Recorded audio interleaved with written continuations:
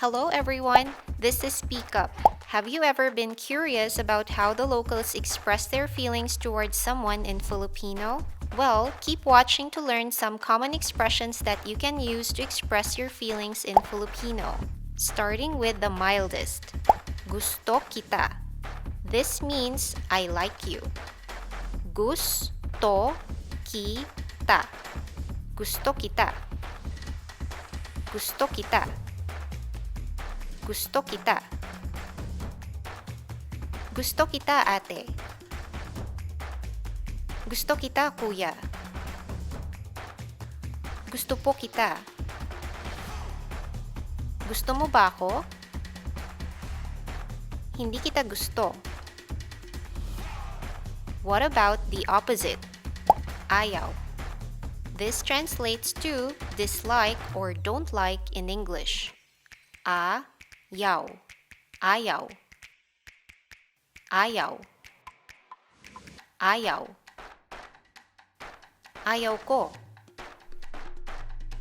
This can also be shortened to ayoko. Ayoko sa'yo.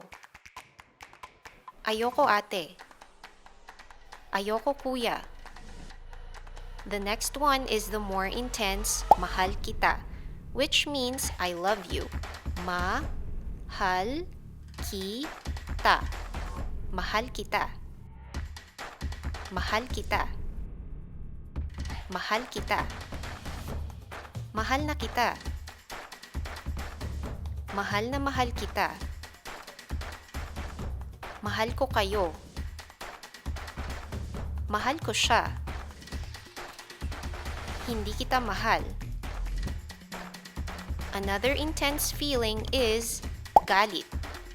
This is anger or angry in English. Galit. Galit. Galit. Galit. Galit ako. Galit na galit ako. Galit ka ba? Hindi. Hindi ako galit. Galit ako sa'yo. The last one is nahihiya. This could mean ashamed or shy.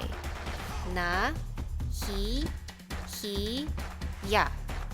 Nahihiya. Nahihiya. Nahihiya. Nahihiya ka ba? Oo, nahihiya ako. Nahihiya ako sa'yo. Nahihiya po ako sa kanya. Good job! Now you're ready to express how you feel about someone in Filipino. Practice more then you're good to go. Now, let's practice. I like you. Gusto kita. This means dislike or don't like. Ayaw. I love you. Mahal kita. This means anger or angry. Galit. This means ashamed or shy. Nahihiya. I hope you can use these common Filipino expressions to tell some local people how you feel. Thank you for watching. Paalam po!